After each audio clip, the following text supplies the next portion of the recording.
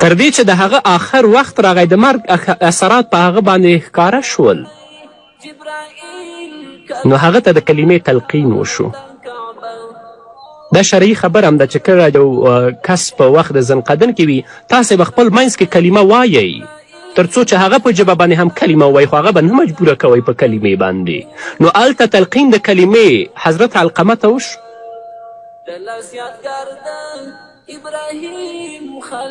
خو حضرت علقمه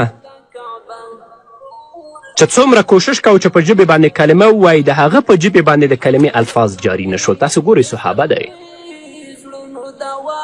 څومره کوشش یې چې وکړه د هغه په ژبه باندې کلمه رانغله نو محمد رسول الله صلی الله علیه وسلم ته خبر ورکړی شو او دا حالت رسول الله ته بیان شو.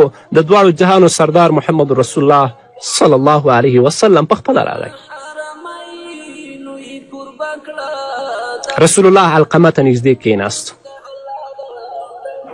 پیغمبر صلی الله علیه وسلم پخپله هم د کلمې تلقین وکړه خو د رسول الله صلی الله علیه وسلم د تلقین باوجود د حضرت علقمه د ژبې نه کلمه ادا نه شوه. کلمه یې د ژبې نه ونه وتله.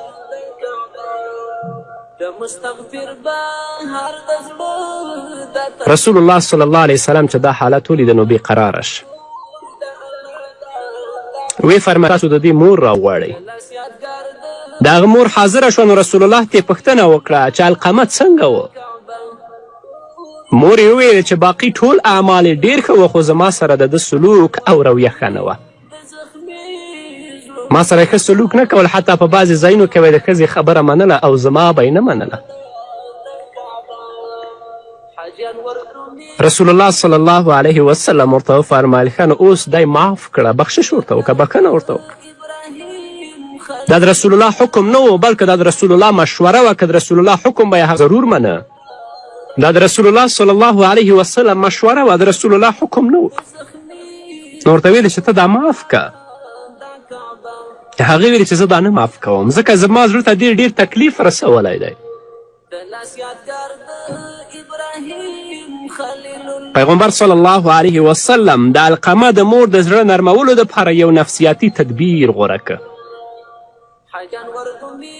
او رسول الله ویلې تاسې لرګي راټول کړئ. صحابه و کرامو لرګي راټول کړه. بیا ورته ویلې رسول الله تاسې د لرګیو باندې اور ولګوئ. اور بل شه نو حضرت علقمه مور پوښتنه وکړه ای د الله رسوله دا اور تاسې ولې بل که؟ رسول الله صلی الله علیه وسلم ورته وفرمیل چې د مور د نافرمانه زوی همدغه حال وي چې هغه په اور کې باید وسېځلی شي.